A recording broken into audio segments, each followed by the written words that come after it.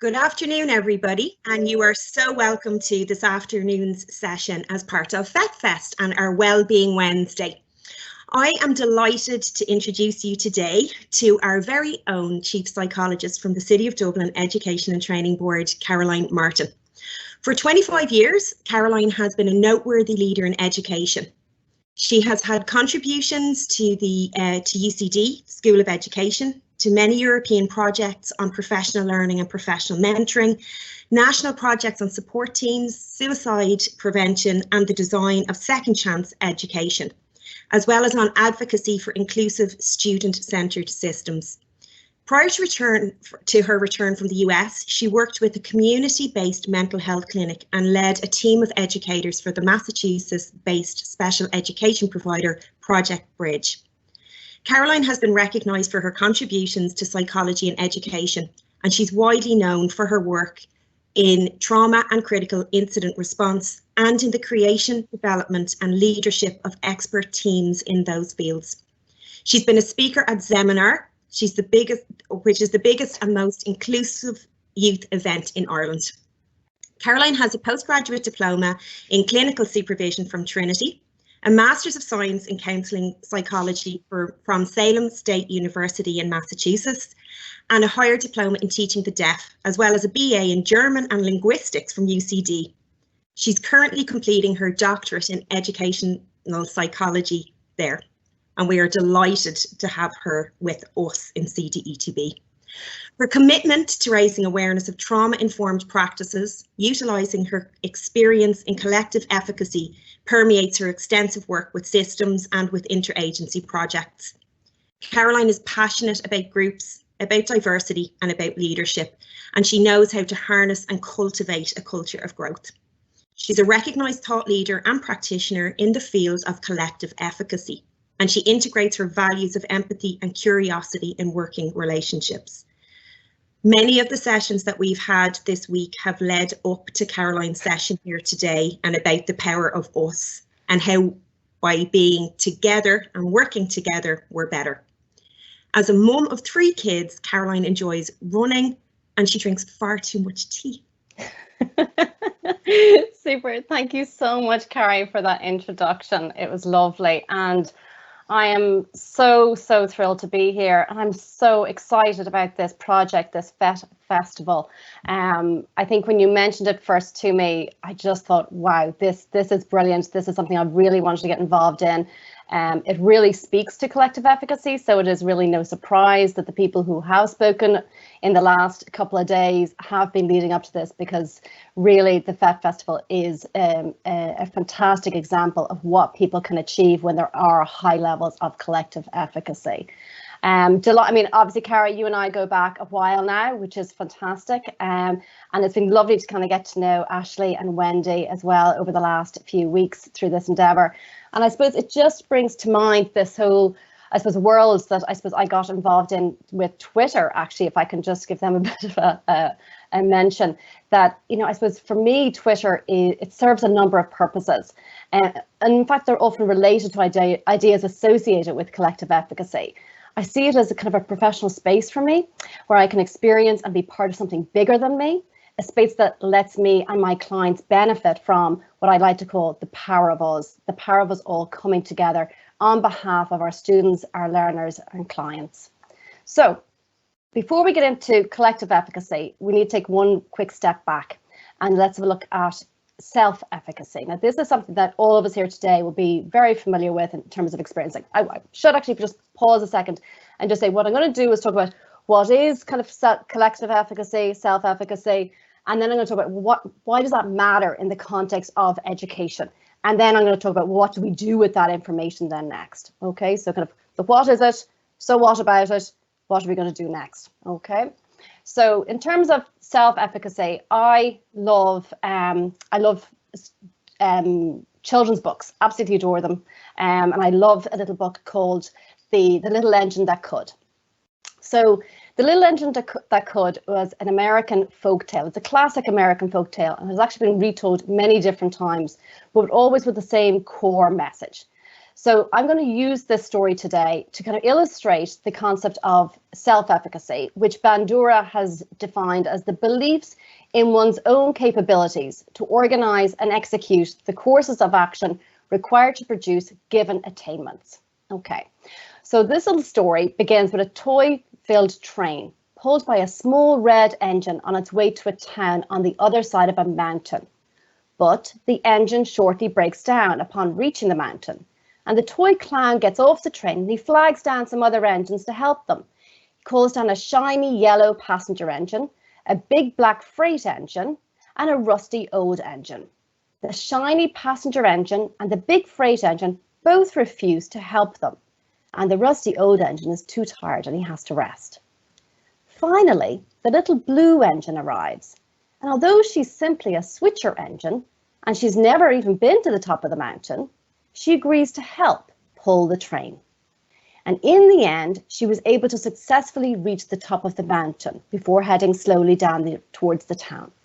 But during the story, you hear her say, "I think I can, I think I can, I think I can," the whole way until she gets to the top of the mountain. And on the way down, she says, "I knew I could, I knew I could, I knew I could."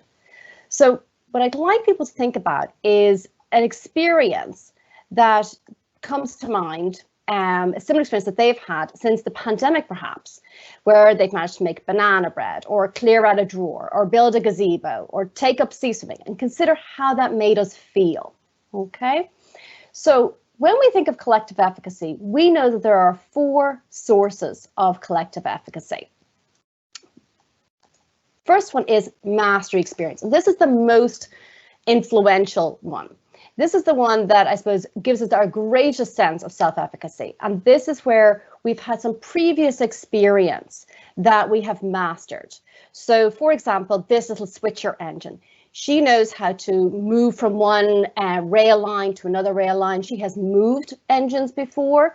She hasn't got up the mountain with them, but she has moved them. So she has some experience of mastery. She knows what she can do, what she has achieved in the past. The next one is vicarious experience. So this is what we see maybe other influential people in our environment do. So for the little blue engine, she may have seen other engines pull big engines up the mountain, or maybe she has just seen other engines go up the mountain and she's watched how they've done that, and she's considered, well, if they can do it, maybe I can do it. Maybe they were just slightly bigger than her, or maybe slightly newer than her. So she's considered how she might actually be able to achieve to the same extent as them. The next one is social persuasion. So in this little story, we had the little toy clown who came off, and he was like, "Please, you know, we have to get the toys to the other side of the mountain, down to the town for all the children there." So there was this social persuasion piece that she felt that she wanted to reply to or respond to. And then the last one then is the affective state. That's her sense of motivation. She wanted to achieve this. She was highly motivated to achieve on behalf of the little clown and all the children then in the town. Okay, so now that we know what self-efficacy is, let's think, and I really hope that at this point you have some idea maybe in your head about how that feels, that kind of warm feeling it might give you inside when you have that sense of self-efficacy. What does that mean for collective efficacy? Well, if you're familiar with my Twitter page at all, you'll know that this is actually the image that I have on the top of my Twitter page. And it's Aristotle's quote where it says, "The whole is greater than the sum of its parts." And this is where I get really excited. Okay, so what's different now is that it is not the sum of people's self-efficacy. So if Carrie has high levels of self-efficacy, and if Ashley has high levels of self-efficacy, and Wendy and I have high levels of self-efficacy, that is not collective efficacy. What it is if you put the 4 of us in a room together and we have an agreed goal and we really appreciate what everybody else is bringing to the table, we might achieve something that all of us together individually might not achieve. So it's the whole is greater than the sum of the parts. It's kind of that X factor about groups, okay? So Bandura essentially takes the same definition for collective efficacy. A group's shared belief in its conjoined capabilities to organise and execute the courses of action required to produce given levels of attainment. So what I think is important here now is that really what Bandura is emphasizing is that there needs to be a mix of competencies and knowledge. Really, there is a value put on diversity in this situation. It is not about having a whole load of Carolines or a whole load of Carries or a whole load of Ashleys or a whole load of Wendy's. It really is about bringing diverse people into that space with diverse competencies and diverse experience and diverse knowledge. Okay. The other thing too here to note is the group structure. Typically, it is there can be a facilitator or a leader, but that tends to be kind of an organic process. It could be dependent on the task at hand. Okay, so typically the flatter the hierarchy, the more the collective efficacy kind of comes to the fore. How the activities are organized influences the level of collective efficacy, the choice of, or the quality of the leadership, the choice of strategies in terms of both the choice of strategies and having the choice of strategies, and the interaction between the members of the group. Is it respectful? And I'd like you to start thinking about what that feels like. So in your context, whether you're working, let's say, in a youth reach centre or in a further education college or in a training centre, have a think about when you come together with a group of colleagues and when you achieve that sense of flow, okay? How does that feel? What thoughts do we have when we are really working, when we're humming along with our colleagues? How are you behaving and what's motivating you? And what's the culture of that space when you're when you're experiencing that sense of flow? And I was chatting to Carrie about this earlier on, and I was thinking about a lot of the work I've done over the years with student support teams and how you can walk into a school, and I often see student support teams as being like a microcosm for a whole school system, in fact. You can pretty much kind of read a school culture by attending a student support team. That's certainly my experience anyway. And you can walk into a student support team and let's say they get presented with a difficult case, a student perhaps that is, just presenting real challenge for the centre for whatever reason, doesn't really matter in fact.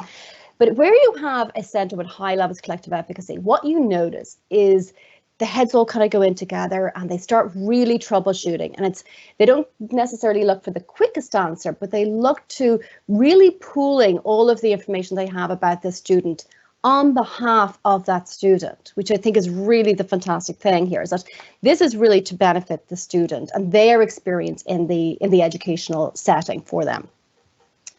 So what you have is perhaps, let's say, and I suppose I'm more familiar, let's say, maybe with a student support team at a post-primary level, but certainly this translates into my experience in further education as well.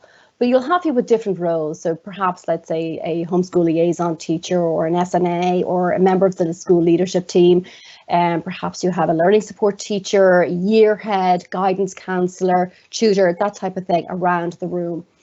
And they're all pooling their information, not only about their relationship or their experience with the child, but also they're bringing their expertise to bear on this.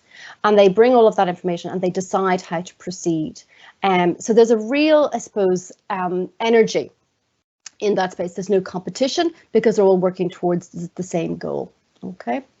So interestingly, the 4 sources of efficacy for collective efficacy remain the same as self. So there is mastery experience.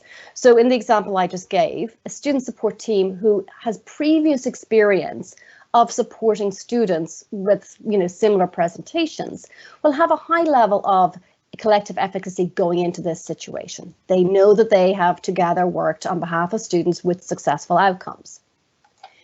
Similarly, they have vicarious experience. So they may say, well, actually, look, I know year head so-and-so, or the tutor worked with another student who's very similar, and they tried this out and it was successful. So they may bring that strategy to bear on this experience. So they have vicarious experience as well. Social persuasion. We want to keep our students in school. We want to keep our students in the college, in our centres. We want to keep our learners engaged in education. We know it is one of the most protective factors against mental ill health later on in life. So there's huge social persuasion for us. And that leads on to our affective state. We tend to be highly motivated on behalf of our learners. It's one of the things that I love about working in education, is that we can be very, very motivated on behalf of our learners. So That was an example of collective efficacy. So what does that have to do now with kind of education and achievement in general? So I'm kind of moving into that phase now of kind of so what about this. And I'd like us to have a little look here. This is, for me, I think it's a nice and bright and colourful chart, but essentially it is a bit of statistics. So over the course of an academic year, you as an educator need to think about where you're going to place your energy. Okay, the academic year is very, very short. You only have a certain number of days or weeks with your learners. So you want to make sure that whatever you put your energy into packs a punch, right? You want to know that it's a good idea and that it's going to deliver on behalf of your students. So John Hattie, he talks about this concept of a year's growth for a year's input. It's controversial. It's, I'd be interested to know what people's take is on that. But essentially the idea is that, if we're going to put in a year's amount of input with our students, with our learners, are we going to see a year's growth for all of our students? Okay. So anyway, I'd like us to think about, what influences have the greatest effect on student achievement. So in terms of what strategies we use in the classroom, what centre or college policies have the biggest influence on our learner achievement, that type of thing. And this really is the work of John Hattie and his team at Visible Learning. What's interesting is that John Hattie, or maybe it's more impressive, maybe even more so than interesting, is that John Hattie's meta-analysis is ongoing. There's over 1,600 pieces of a meta-analysis in the work, with 95,000 studies involved, involving 300 million students worldwide. I think they are really impressive statistics in terms of informing an education provision. And in his research, he's identified in excess of 250 influences on student achievement. Okay, so for example, and just kind of give you an idea about some of the influences that have been identified. Now keep in mind that there's over 250 of them, so I'm not going to get to them all at all today, but to give you a sample. If we were to go down here at this, at the red section down here, this area here, something that is likely to have a negative impact on student achievement, would in fact be a student feeling disliked. That is an influence of minus 0.19. So that I think is very striking. Simply, not simply, I suppose that's the whole thing, is that, sometimes we don't realize the impact of a student feeling valued, feeling liked, welcomed into that classroom. We talk about the importance of, somebody greeting our learners on a day, and that is really so important. It's so important, in fact, that if a student feels that they are not liked, it has a negative impact on their ability to achieve to the best of their ability. That's really striking for me. Summer school has an influence of 0.19. So that falls into this bracket right here, into this yellow section. I think this is interesting. I picked this one out mainly because of how it's in the media a lot at the moment about summer school, summer provision, to this idea of catch up now after COVID. And the research says that it is, likely to have a small positive impact. Okay, so I think when we're deciding about, if this is a good place to put the resources of the country and of our schools and colleges, that's where it would fall. I mean, it will have a positive impact, but it will be small. Unlike, in fact, professional development programs, such as a whole week like the FET Festival, which is actually falls into this category here, this green category. It has an influence of 0.37. So it is likely to have a positive impact on student achievement. So if you're wondering, was this a good use of my time coming this week, which clearly you're probably not wondering at this point, but anyway, if there is a question mark on that, we can point to this evidence that actually professional development programs have an influence on student achievement, and the effect size is 0.37, which is a medium effect size. Now we start moving into teaching strategies. Teaching strategies such as cooperative learning versus competitive learning has in fact the potential to accelerate student achievement. It falls into this category here. Its effect size has been identified at 0.53, okay, which I think is very striking. So this is cooperative learning versus a competitive learning environment, has the potential to accelerate student achievement. So what falls into this category? If you're stuck for time, what kind of really is going to pack a punch for your students? Interestingly, help-seeking behavior on the part of the students delivers an effect size of 0.72. So that is a student learning strategy. So we need to be thinking about what are we doing in our learning environment that contributes to a situation where the students, where our learners are actively help-seeking, because the impact, the effect size of help-seeking is 0.72. It is just the potential to considerably accelerate student achievement, which is really, really striking. So this really is an area that, if you want, to pack a punch, it's the help-seeking behaviours that you really want to be encouraging amongst your learners.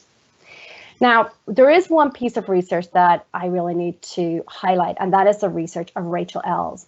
Because actually, when it comes to collective efficacy, people often think about Hattie, and Hattie's research is fantastic in terms of its bringing so much together. But collective efficacy really has to be traced back to Rachel Ells and her doctorate in 2011. And it was an instrumental piece of research. And I'm just going to, on the next slide, illustrate that for you. So this is a slide from John Hattie's research over those years with visible learning. And what I'd like to point out here is this collective teacher efficacy is at the 1.39 point of effect size. So that is considerably higher than the help-seeking behavior that I just mentioned in the previous slide of 0.72. And I'm just going to flag these other three here. School size is 0.43, parental involvement 0.45, socioeconomic status at 0.52. If I just go back here, you'll see that they fall into this category here, the potential to accelerate or not student achievement. So it is wise that we definitely focus on these three. However, what's interesting is that the research that I'm doing at the moment is looking at collective efficacy and how it manifests in the whole school evaluation, which some of you will be familiar with from the post-primary sector. And these are the three areas that tend to be looked at through the inspection process. And they will kind of allow for the size of the school, allow for the level of parental involvement, and allow for the socioeconomic status. But in fact, there is very little mention, if any mention, in fact, on collective teacher efficacy. And yet you would have to put these three together, their effect size together, to equal the effect size of collective teacher efficacy. So I think it is noteworthy that the effect of collective efficacy on student achievement is equal to the combined effect size of student size, parental involvement, and socioeconomic status. And I think this is really important as we move into the next part of our conversation. So how is it that collective efficacy is so important? So it has an effect size of 1.57. and it does vary. You'll see this in different documentation that the effect size for collective efficacy comes up and down. That's because that meta-analysis is ongoing. So as more and more data comes in, it shifts up and down. But what's noteworthy is that it has never been taken off the top place. It has been identified as the #1 influence on student achievement. So it is associated with increased levels of effort by the teachers, increased persistence, so over time, increased persistence, which kind of goes back and definitely resonates with my experience of those student support teams. Increased cohesive thinking, increase in achievement, and what does it do to stress levels? Well, surprise, surprise, it goes down.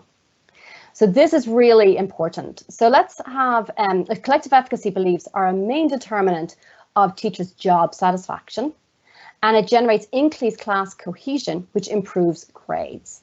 So let's have a look at some of the research. So I'm just going to zoom in here. Okay, so if you look at the top left-hand corner of this image here, if we experience inclusion, so if the teachers are experiencing inclusion and we know that our diversity is valued, we are far more likely to embody that value in our classroom, thus making it safer for all of our students. So it's far more inclusive in the classroom setting if we know ourselves in the wider school, college, centre setting are also valued for our diversity. If we look at the top right, this is the key finding about collective efficacies. In schools with low levels of collective efficacy, teachers are more likely to attribute student failure as a consequence of poor parental involvement or low socioeconomic background. However, in schools with high levels of collective efficacy, educators are more likely to query their choice of pedagogy, their selection of curriculum resources, and they are thus retaining their sense of agency and their sense of efficacy to respond successfully to the needs of their learners.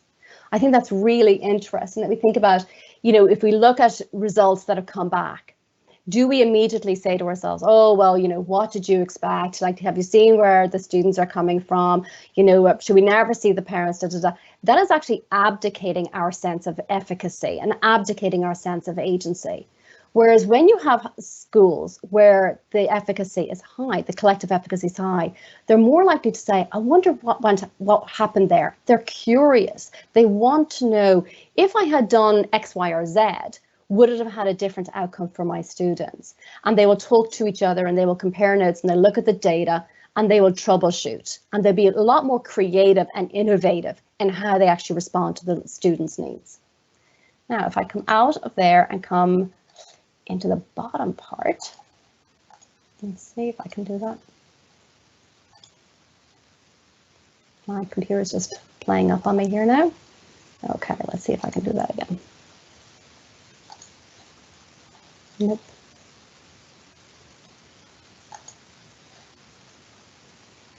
Okay, it's staying on the laser and not on the zooming in. Okay, what I'd like to do is focus, it may change. The little swirly thing is going here now. So if we look at the bottom of the chart, no, it's not working from here. This, this one here, sorry, I can't even see it on my own screen. The exclusion is less widely used as a sanction for problem behavior. I think that's really important. So in a school with high levels of collective efficacy, the exclusion rates are far lower. And that really challenges that phrase, that school to prison pipeline that befalls way too many of our young people. On the right-hand side is, sorry, I'm trying to see this one here. Oh, let's see, my computer is caught up. No, still doing something funny here now. Okay. It is suggesting basically that in schools with high levels of collective efficacy, they have a greater capacity to respond to the emotional valence of learners. That is indicative of staff who themselves are more available, they're more emotionally regulated themselves, which is increasing the likelihood of many one good adults actually existing in the system. Okay, now let's see. I can go on here. Okay.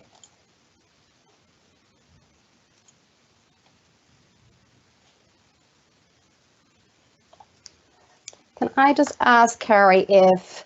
Sure, Caroline, are you okay? Can you see everything? Because my screen is kind of doing all funny things. It's asked me to kind of restart my PowerPoint, which isn't great in the middle of a presentation. But are you still seeing that screen okay? We're still on how is collective teacher efficacy important? Okay, yeah, that's where I am too, and it's not letting me move on to the next slide. It's suggesting I should shut down. It's just swirling around on me here. Caroline? Yeah. Can you unshare and maybe reshare? Yeah, let's do that.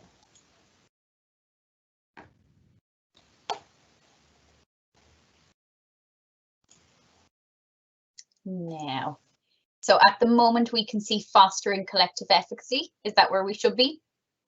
Okay. Yeah, let me see now if I can. I'm going to actually just stop sharing. 1 second. Okay. And see if this clicks also for me. That's looking good. Looking okay? Yeah. I wish I could see it. It's stuck on your laser pointer. Yeah, it is stuck on my laser pointer. Do you want me to share? Let's see if I can just click on. Oh, you know what? No, it's okay. I've got it. Perfect. Great. Thanks a million, guys. Thank you. Okay. So I suppose the thing I want to mention about collective efficacy is that it's a phenomenon. It's not a skill or a tool. Okay, so nor is it a goal. It's actually a process that's ever evolving, and it helps us achieve our ever developing goals. So I suppose what is really great is that this means it is a malleable aspect, okay, or rather it is a malleable concept.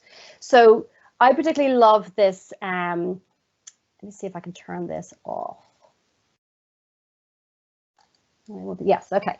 So I particularly like this equation, though I have to say I'm not very comfortable with maths typically. But so this is a gorgeous definition or equation that my friend Jenny Donahue came up with a number of years ago. And she describes collective efficacy as a function of mastery experience, vicarious experience, social persuasion, and affective state. So those four sources of collective efficacy that we've mentioned, plus joint work, teacher leadership, goal consensus, and sense of belonging. And what's really interesting here is that the mastery experience, vicarious experience, social persuasion, and affective state, they are essentially concepts of past experiences. And we in a school environment, in a learning environment, we can't change somebody's past experiences. But what we can do is we can focus on these ones, the ones down here at the bottom. This is the current context, the joint working, teacher leadership, goal consensus, sense of belonging. So now we have a sense of being able to influence the context. And if we can influence the context, we can influence the levels of collective efficacy. This is where it gets really exciting. We cannot influence, well, might like to think we can influence the degree of parental involvement, for example, or the socioeconomic background. But in reality, we can minimally do that, but not to a huge extent. But we can certainly create an environment where we have enhanced or increasing levels of joint work, increasing levels of teacher leadership, increasing levels of goal consensus, and increasing levels of sense of belonging. So this is something that we can really start getting our teeth into now. So one of the things I suppose that jumps to mind when I think of this is when this importance about the environment in which we're doing our work. And I think of that quote of Alexander Den Heyer. And he says that when a flower doesn't bloom, you fix the environment in which it grows, not the flower. So I'd like us to think about that in terms of us blooming as educators in the environment in which we are doing that, in our work environment. And think about joint work, and it's a really important piece for the experience of positive interdependence. Opportunities to lead and enjoy a sense of belonging speaks to the relational aspect of our work. And if we don't shy away from that, or rather if we do shy away from that relational aspect, not only do we lose out, but our learners are losing out too. So I think it really behooves us to lean into that relational aspect of our work. So now we're moving into the now what phase. Okay, so what do we do with this information? So this is a model that my colleagues Jenny Donahue and Steph Height in the US have designed based on all of their work over the last number of years on identifying the environmental conditions for enhancing collective efficacy, and their research on practices across the US that have contributed to higher levels of collective efficacy. But I'm going to take a practice much closer to home that I believe creates the conditions necessary to build collective efficacy, that sits with what their findings are in the US. But when I met with them and we were chit-chatting about different experiences, this was one that I felt really sits very much side by side with their own findings in the schools that they work in, the school districts across the states. Okay, so I'm going to take you around this model step by step and show you what I mean, a bit of a case study. Okay, so many of you will be familiar with the idea of a community of practice or a professional learning network, and I kind of quickly looked up the difference between the two, and I'm not going to split hairs, let's put it like that. Okay, especially for the context of collective teacher efficacy, it's not going to make a significant difference. So a community of practice is an ideal example of how a system can enhance collective efficacy when it's done intentionally and with real support. So one of the first things that happens when a community of practice is convened is to reach consensus around the goals of that group. The more democratic the process is, the better it is, as you'll get more buy-in.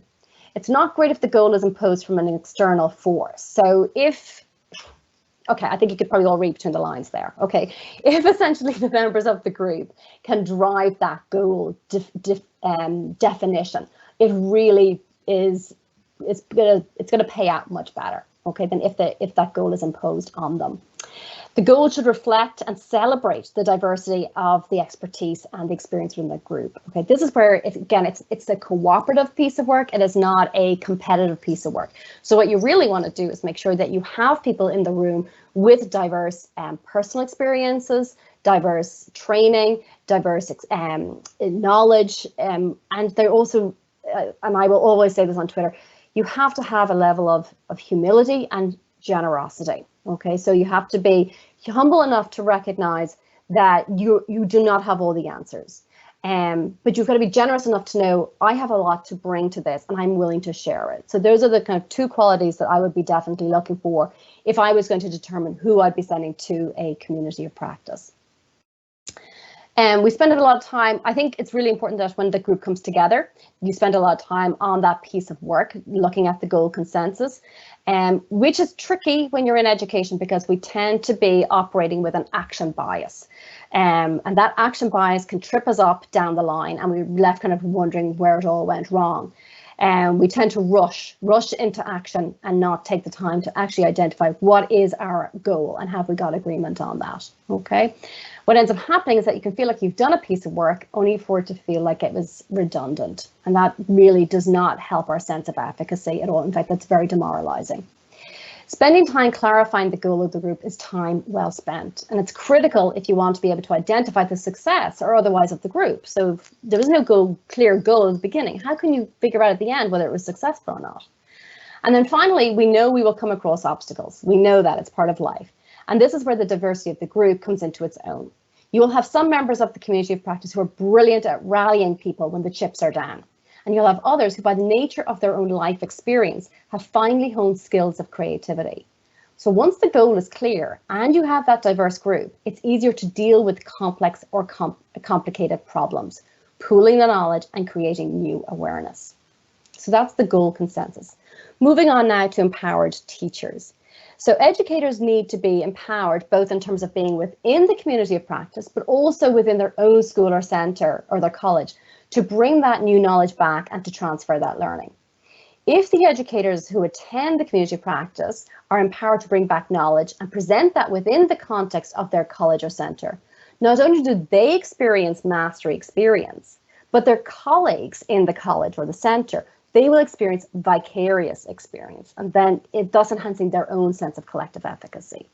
So educators who are empowered subsequently feel greater sense of value and motivation to achieve on behalf of their learners. Moving on then to the cohesive teacher knowledge piece.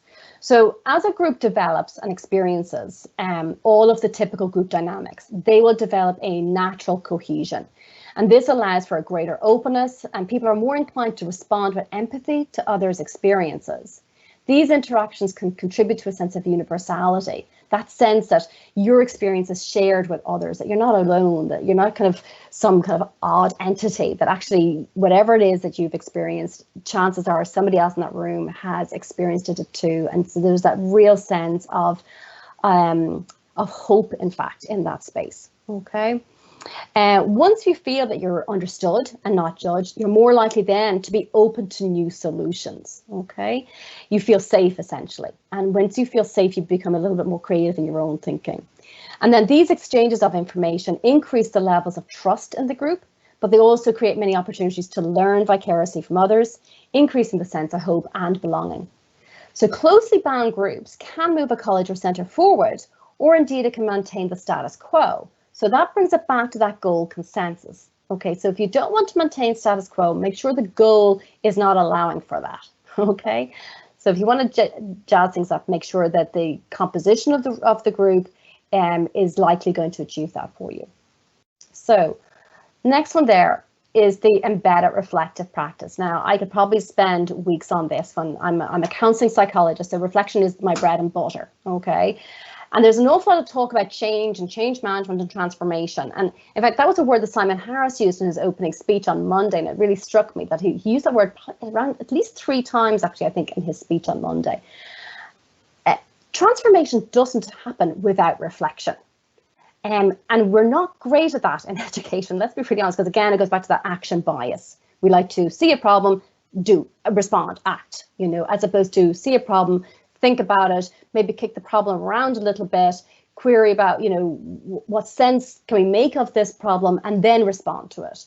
And the education sector doesn't tend to really allow for that a whole heck of a lot. So I'm not entirely sure how we're going to create transformation unless we actually have embedded reflective practice. Okay, so that's the word I suppose I want to point out there, is that it's embedded reflection. That this idea that 4 times a year you'd get together and reflect is not going to cut it. This has got to be done on a very, very regular basis. Now, regular community practice meetings will allow for some embedded reflection, but in order for that transfer of learning to happen back to the college and centre setting, there needs to be a culture of embedded reflection in that setting as well. Okay. Because it's in that setting then that you get together, you reflect on the data, perhaps it is results, a lot of students now, are getting the results from their last year, their modules. So looking at that data, determining what is the meaning of that data. And remembering back to that research that I mentioned earlier on, that, we want to make sure that we're holding our sense of agency over that, and it's, not abdicating that to some other external force. Okay. And then making a decision about what might be the best response to that data. And we know from so much research how important reflection is. And in fact, it's a cornerstone of adult learning theory. So with regard to yourselves here over the course of this week, or indeed your learners in your centres and your colleges, Kolb's learning theory, that cycle that you're probably very familiar with now, is that your concrete experience, reflective observation, abstract conceptualization, and active experimentation. That reflective observation is critical. It is a cornerstone. So are we actually allowing for that enough in our system? Rhetorical question. So as I was going through that, you may have been sitting there thinking, oh, how in God's name am I going to do all that? Like, our system doesn't allow for that, or thankfully I can. This sounds really great. I'm feeling really fantastic about it. And obviously around all of this is this concept of supportive leadership. That is on the outer circle there. Okay, so in the heart of the circle, you have your collective teacher efficacy. And on the small circle around that, then you have your 4 sources, your master experience, your vicarious experience, social persuasion, and your affective states. And then you have these 4 other contributing factors. And all of that has got to be done within the context of supportive leadership. And there was one quote that I really feel sums this up for me, and that's Michael Fullan. And in his 2016 book with Joanne Quinn, he states, "The leader who helps develop focused collective capacity will make the biggest contribution to student learning." I think that it's worthy of actually stating that again. The leader who helps develop focused collective capacity will make the biggest contribution to student learning. So this really has to be where we want our leaders' focus and emphasis to be on, okay, is on that collective efficacy. So it really begs the question, beyond our leaders, are the systems set up to support the leaders, to support the conditions necessary for collective efficacy? So again, that's one to leave you with. Many people, I suppose, think about, Caroline, we kind of associate you with trauma-informed education. And this is, I suppose, what I'd like to do. And I haven't done this before, so bear with me here. And this is where I really want to bring these 2 concepts together. This idea of a trauma-informed education experience for our students and collective efficacy. And we often think about trauma-informed education just in terms of the learners within that environment. Well, we can't have learners if we don't have teachers, trainers, tutors, educators. It's like the quote from Donald Winnicott, that there's no such thing as a baby. There's a baby and someone. So similarly, there's no such thing as a learner. There's a learner and an educator. The relationship is symbiotic. It cannot exist in isolation. Therefore, we want to create trauma-informed education experiences for our learners. We must also, therefore, create trauma-informed work spaces and experiences for the educators. And that's why a focus on collective efficacy for our staff is so crucial. And it's why I suspect I was invited to speak on Wellbeing Wednesday. This is about the well-being of the whole college or centre community. And the bottom line here is safety, okay? So I have got 2 columns here. So values and principles of trauma-informed education. These principles in this column are they are ones that have been identified by a good colleague of mine, Karen Traceman, in the UK. And many of you might be familiar with her work. So she has identified core principles of safety and trust as underpinning trauma-informed education. That sits absolutely alongside that supportive leadership. We need leaders, and I don't just mean a principal or a head of a centre, I mean leaders within the entire school, college, centre community. All of us as leaders, creating that supportive leadership environment. The relationships and education are fundamental to an understanding of trauma-informed education. It is at the core of healing is our ability to relate, to have relationships with others. And that speaks to the cohesive teacher knowledge, okay? Our understanding of each other, really understanding the skill set, the motivators, the drivers of our colleagues down the corridor, getting to know them and share good practice and be open to their own curiosities. Like I love the project that Carrie and I were involved in a few years ago about the Telms project, which really allowed kind of opening of classroom doors, which was so powerful. Curiosity, reflectiveness and empathy is also reflected then in this concept of the embedded reflective practices. If you have embedded reflective practices, you are going to develop an environment where empathy can flourish, where curiosity is valued, and then that reflectiveness comes through. Strengths and hopes, absolutely critical, and that speaks to those ideas I've presented today on mastery and vicarious experiences. Agency, mastery, choice, words I've used several times today. This is teed up with empowered teachers. Empowered teachers will have a sense of agency. They will have a sense of mastery. They will have a sense of choice. And then communications and collaboration. So if we have good, clear goal consensus, it will be an evidence of communication and collaboration that is delivering for our learners. So I suppose one of the things I'd like to point out is this importance of, there's a woman that I met a number of years ago called Cara Vandas, and she talked about mastery moment enthusiasts. And this is about people who, I suppose you can become enthusiastic about somebody else's mastery moment and shine a light on it. And I suppose this is where it goes back to the Twitter thing for me. There's nothing I love more than seeing one of our centres demonstrating or highlighting an achievement or an event on Twitter, and then I can shine a light on that and say, this is really valuable, this is really good stuff that you're doing. And because what happens is that it really reinforces that concept of mastery experience, but it also allows other people who maybe are sitting slightly more on the fence about something, wondering if they have that sense of efficacy to actually deliver to the same level. And it might persuade them to give it a go, like that little blue engine, to just kind of, I think I can. And if they see somebody else, if one youth reach sees another youth reach centre try something out and it's successful, they're far more likely to try it themselves as well. Okay, so it really is about, focusing on the desire of what people are trying to achieve. So you focus on the will, focus on their strengths, the skill that's involved, and that sense of efficacy, the readiness. Okay, so I'm going to wrap up now, but I don't want to do that without actually taking a moment to recognize a mastery moment in the making here. And I really want to just applaud Ashley, Carrie and Wendy, and thank you so much for inviting me to be part of this event. It's been such an honor to be here, to be part of something that I feel is just totally congruent with my own thinking and my own value system. So thanks so much and well done to the three of you. Absolutely brilliant job. Thank you. Thanks so much, Caroline. We're just going to see, Ashley, if we have any questions there in the chat box that I can bring to Caroline. So would you just reiterate that quote for us again, Caroline? I think I took it down right. The one, the leader who helps develop focused, read it out. Yes, the leader who helps develop focused collective capacity will make the biggest contribution to student learning. Thank you. That's really good. And there's quite a few people, and Jeremy here was saying that that equation is now his new favourite equation.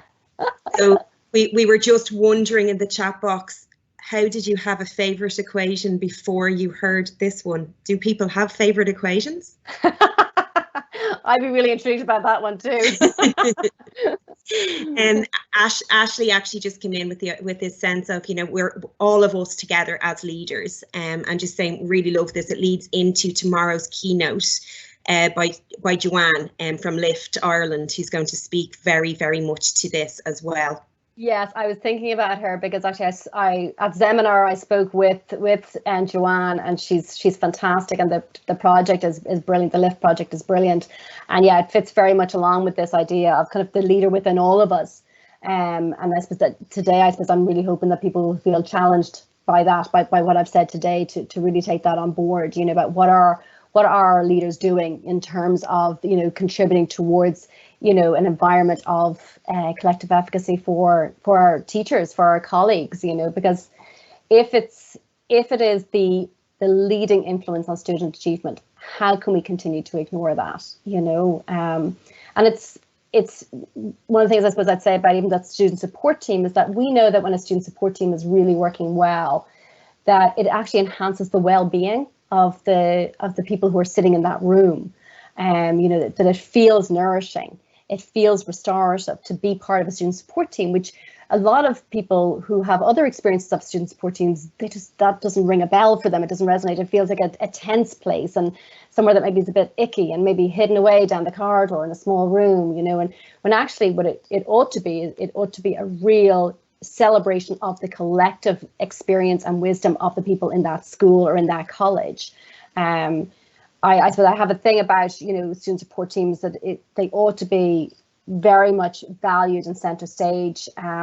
We had a principal in one of our colleges, I won't name the college or the principal, but a number of years ago, and she made sure that the best china cups were taken out for the student support team and the best biscuits. And I just thought that's really powerful, actually, because, you know, it seems like something kind of small, but actually it means that when you walked into that room straight after a class that maybe you were, you know, flustered over, somebody said, your presence in this room is valued, you know, and I'm going to make sure that before you get here, the kettle is boiled, the biscuits are on the plate, your time is valued. You don't need to sit around and wait for X, Y, and Z to happen. Everybody's going to arrive on time. These are really small things, but they actually really contribute to the feeling of being part of something, that the event is valued, your contribution in that space is valued. And then when your colleagues then take away your advice or your recommendations, you know, that's great stuff. You know, if somebody says, oh, I hadn't thought about that, that's brilliant, thanks a million. God, we can all get a little buzz off of that. You know, that's nice. That's the stuff we need to get us through many a difficult day, you know. And I particularly like, you know, when there's a really tricky one. You know, there are the cases that come along that are familiar, let's put it like that, you know, and you know exactly how to respond to them.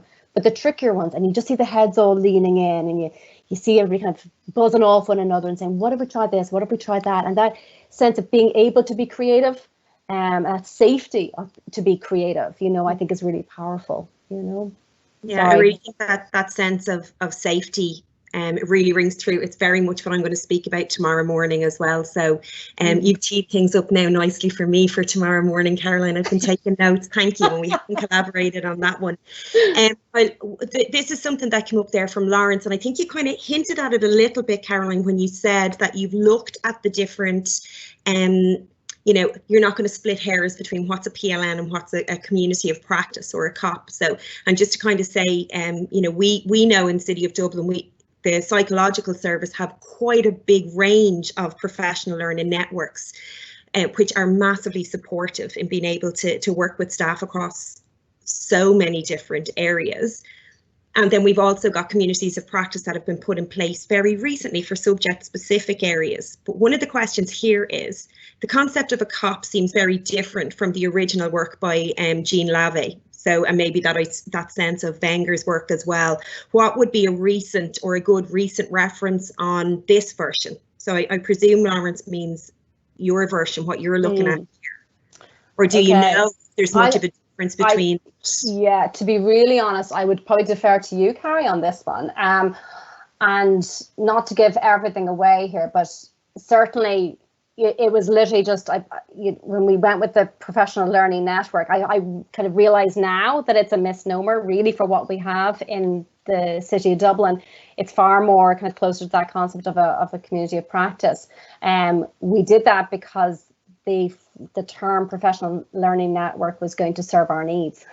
Okay. So there was a political reason rather than an academic reason. It just goes to show you the value and the importance of language. Yes. Doesn't absolutely. It? I mean, language has, myself and Ashley have chatted about this so many times as well. You know, language is just so important. But this, I suppose, when we're looking at Wenger's work on communities of practice, it's very, very much around your domain. So the reason you're coming together, and then that sense of practice. So the practices that take place and that are shaped within that community of practice, and then the sense of community. And on Friday morning, Dr. Fiona King from DCU has a specific piece that she's doing for us all about that and how it contributes to your professional learning. So I'd say, Lawrence, bit of a tune in on Friday morning to get more. Absolutely. So you can make a comparison there as well. So I'm just going to have a look. In terms of, Carrie, just in terms of the collective efficacy piece, you know, it would be splitting hairs, you know, to be honest. I think the idea really is to bring people together to problem solve in a kind of collaborative, creative way. And whether that's under the term of a professional learning network or under a community of practice, I think as long as the culture is there for collective efficacy, it's going to deliver, to be honest. Yeah, that's lovely. And Carol Neenan just said, who's the Active Inclusion Officer in Cork, lovely lady, said she was just about to ask you for suggestions on how we change cultures in education, and then you spoke to it. So I think that's something we could probably speak about for a Absolutely. Yeah, no, I think changing cultures, you know, is something that you'd love to be waving your magic wand over, but time and readiness. Yeah. Absolutely. And I hope that a lot of the things that have come up here today will resonate through the sessions that we've got coming, and both tomorrow, because tomorrow that's the whole idea of transforming our learning, transforming education, and that whole piece, which I thought was, you know, you said that how important it is, like that Michael Fullan stuff, that we need to have leadership that does that as well. And we are all leaders. But I think the key thing, you know, in terms of transforming is to transform with that reflection built in, so that transformation can be sustainable, you know, and is truly in keeping with the goals, you know, I think is important. But yeah, I think tomorrow is looking like a fantastic day, as is Friday. So brilliant. Looking forward to it. Good. Caroline, thank you so much. And when you've said about Twitter, about shining a light, thank you for engaging on Twitter and promoting all of the stuff that's been happening this week as well. It's much appreciated. So thank you to Caroline, our Chief Psychologist in CDETB and friend, and we really appreciate your time and your input. There's been some fantastic feedback in the chat box. It's been amazing, really inspirational, and a lot of really complex pieces that you've put together in an hour in a really, really nice way. So thank you for your contribution. And to everybody who gave up this hour this afternoon, we really appreciate and value your time too.